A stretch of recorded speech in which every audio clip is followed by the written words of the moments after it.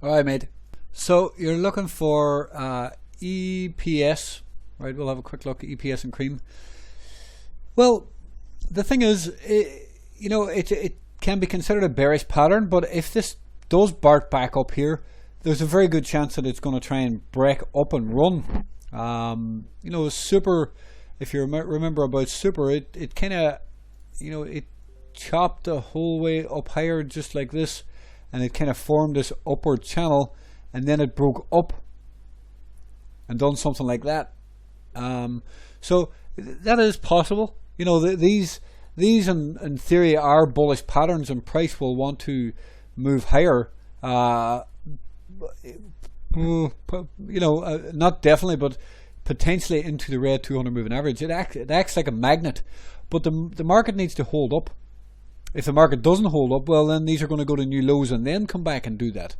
So they will get sucked into the red 200 at some point because of the giant base, right, and because of the 90% drop, and there's volume pickup down here as well.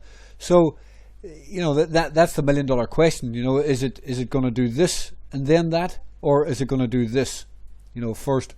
So the market is bullish, the market is strong, things are moving up. I would suggest that this is probably a buy. The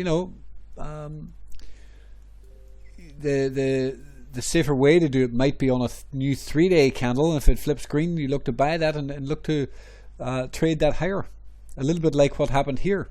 It's going to finish, there's only 11 hours left, so it's probably going to finish red candle. So on a new 3-day candle, that's when you look to get long. If it flips green, then you want to go long and see if we negate the red candle. Look what happened.